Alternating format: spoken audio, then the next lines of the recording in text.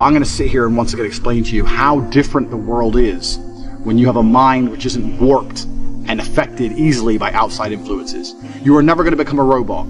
This has nothing to do with not feeling emotions. This has nothing to do with just becoming an empty, emotionless void of a person. That's not what this is. This is about understanding that you're a human being. You're going to feel emotions. This is a beautiful thing. And making sure that you use them in the correct way. A. And B, you do not ever let them stop you doing what you're supposed to do. I say to people often, I haven't felt like going to the gym in 2 years. I'm wearing my gym clothes right now. I just finished training. I haven't felt like training in 2 years. After 10 years of professional fighting, after giving my life to exercise, genuinely, I have not woke up and felt like, oh, I really want to train. I haven't felt that way in a long time. That's why I retired from fighting. But I have still gone and I have still trained regardless of how I feel. So this is one of the tenets, and there's going to be a lot of things you're going to learn, of an iron mindset. It's the ability to not let your feelings affect you, and sometimes to do the complete opposite of how you feel. Because you're not going to very often feel like working hard. You're not going to always feel like doing the right thing. You're not always going to be motivated. The idea that you need to be constantly motivated shows how weak your mindset is. I don't need motivation to go to the gym. I cannot want to go with every fiber of my being, and I will still be there. Because I use my cerebral ability, I use my mind, and I logically decide what I'm going to do with my day regardless of how I feel, regardless of whether I'm motivated or not. Life is just getting things done, doing the right things, doing the important things, making sure they're done efficiently and thoroughly so that you live the best possible life. It's as simple as that. It's not particularly complicated. And this 6-week training is going to be about exercises you can do to teach yourself slowly over time to put together a mindset that prevents you from failure. Because if you have a mindset that doesn't allow you to fail, then you're simply going to win. There's no other option. So that's what this is all about. So in the first week, we're going to learn something which is extremely basic, but it's extremely important. I'm not going to be, and I don't want to be one of those guys who's like motivation, inspirational. I've never been one of them people. I don't believe in motivation, inspiration. I don't believe in that crap. I don't believe that you need motivation to get things done. I'm not going to sit here and just talk a whole bunch of motivational things to make you feel good. What I'm going to do is I'm going to tell you the things I always did that allowed me to put together the mindset I currently have. So, if you look at any story, literally any story with a hero in it, they all have one thing in common, and that thing is that there's always a villain. You cannot have a hero without a villain. It doesn't matter. You can think of any superhero, any comic book, any book you can think of, any movie, there's always a good guy and there's a bad guy. So for the good guy to exist, there has to be a bad guy. There's no other way for the duality of the universe to continue without this basic tenet. So you want to be the good guy in your story. You want, and in every, I've said this before actually, as a man, life is going to be difficult. It's more difficult than being a woman. It's more difficult than anything else. So it's very easy to see yourself. Life is actually easier as a whole if you see yourself as a hero. Because in every single hero story, the hero suffers. He has a hard time. And if you understand that you're suffering because you're a hero, then the suffering begins to make sense. So you can be sitting here right now going, my woman doesn't respect me, I have no money in the bank, this is difficult, I'm struggling here, I'm struggling there. You can feel sorry for yourself, or you can say, yeah, my woman doesn't respect me, I'm struggling, I can't make money, but you know what, that's because I'm a fucking superhero. And my life's going to be hard, because I'm a man, and as a hero it's going to be difficult. These are the tests and the trials and the tribulations I have to go through to become someone. Every single male superhero went through a whole ton of shit before he became superhero. You've seen the Batman movies. His parents died, he was locked up in jail, all these bad things happen, and then they emerge as the hero. And this is done for a reason, because it's the reality of life, especially as a man. So right now, you have to understand that you're the hero in this movie, and if you're struggling for a very important reason. And how you handle these struggles, and how you deal with these struggles, is going to decide the kind of person you're going to be afterwards. You're either going to be a superhero, or you're going to succumb to them and you're going to fail. So be happy that you're struggling, because that's important. That's the first thing. Second thing is, there has to be a villain. Now, most people think their villain is someone else. You see this all the time. The villain's the opposite of the hero. So if you're sitting at home and you haven't got much money and you're broke and you're pissed off and you're depressed, and you look at me and I have 4 supercars and all these girls, I'm traveling the world, I go everywhere I want, you may think I'm your villain. People look at other people and say, oh, that guy has this guy has this, and they become envious and they think that's the villain. That's not true. That's not the case, because every single person has different circumstances. There are things you have that I don't have, and there's things I have that you don't have. So I may have had a genetic gift over you, for example, because I'm a fantastic kickboxer.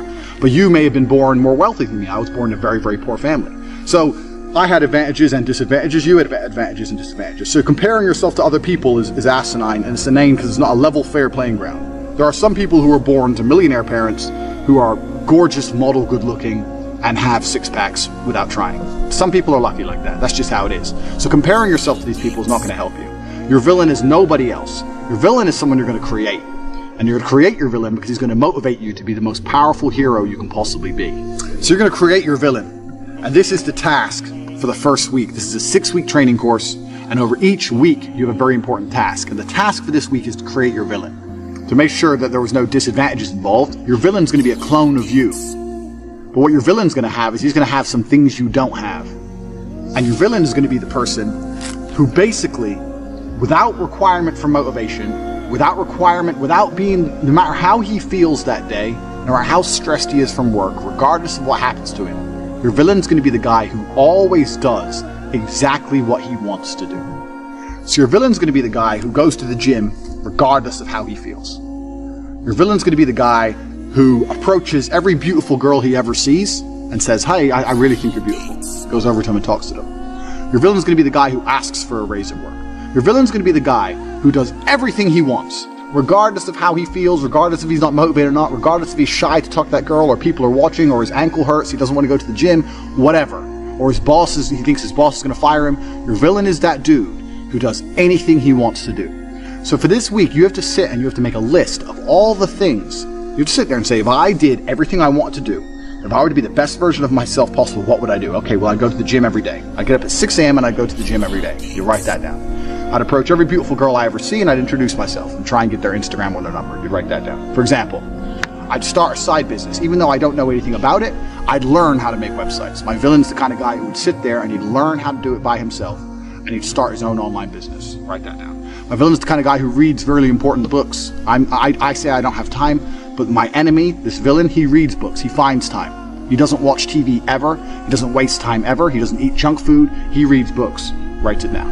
And you have to make a list. Now this list at first should be easy for you, but then you're going to get to about 7 or 8 things and you're going to stop. No, this list needs to be 25 to 30 points long, minimum, because this is going to become your enemy for the next 6 weeks of training.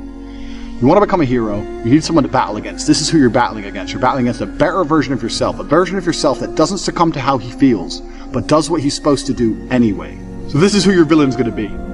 And when you're writing down this list, all the qualities your villain has, imagine what this person looks like. You have to put genuine effort into this. You have to imagine what he looks like, imagine how he walks, imagine how he talks, imagine what people think when they see him.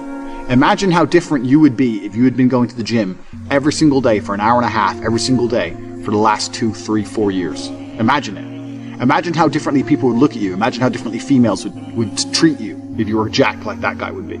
You have to sit and you have to put down all these qualities, and then once the qualities are there, 25 or 30 minimum, then you have to imagine what kind of person this is. You have to imagine what he looks like, what he talks like, what he thinks like. Imagine how he views the world, because this is who you're going to be battling against. So you have to put genuine effort into constructing this person and understanding this person.